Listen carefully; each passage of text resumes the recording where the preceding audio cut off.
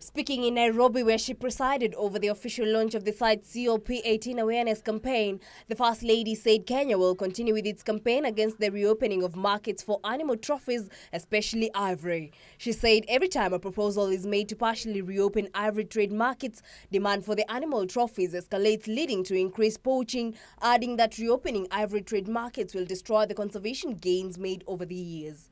At a national level, we have put in place stronger aerial surveillance around our parks, built a robust law enforcement body, and put in deterrent measures in our ports and airports to mitigate poaching and illegal trade. The First Lady observed that Kenya is host to most exotic and diverse wildlife species in the world, hence it maintains a strong resolve to eradicate illegal wildlife trade. At the same time, the First Lady called for bold actions at national, continental and international level so as to protect the global population of elephants, which has been on a decline from 1.2 million to below 400,000. Let us consider the disastrous effect of reopening the ivory trade.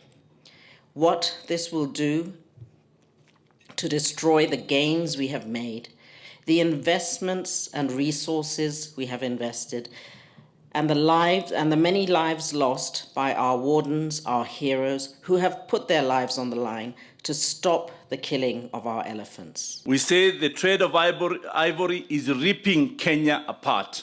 Because the minute you trade in ivory, our national heritage is being destroyed. The First Lady pointed out that despite successes achieved in the past few years in reducing poaching and ivory trade, emerging threats and thriving markets continue to erode the gains made in the past. Kenya is the only country on this continent that hosts a digital database of all wildlife crime cases and provides whistleblowing platforms to augment the law enforcement efforts. The impact of these investments has resulted in the growth of our elephant herds.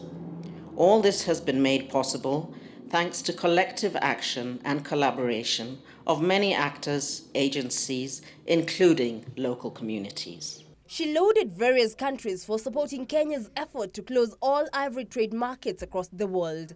I urge us to work together as a continent to find alternative and sustainable solutions to mitigate human-wildlife conflicts which affect rural livelihoods and address the threats of climate change. There's a need for financing, for more effective monitoring and enforcement, as well as the reduction of consumer demand to stop ivory trade, whose earnings amount to over $19 billion per annum in illicit profit and the death of over 30,000 elephants a year.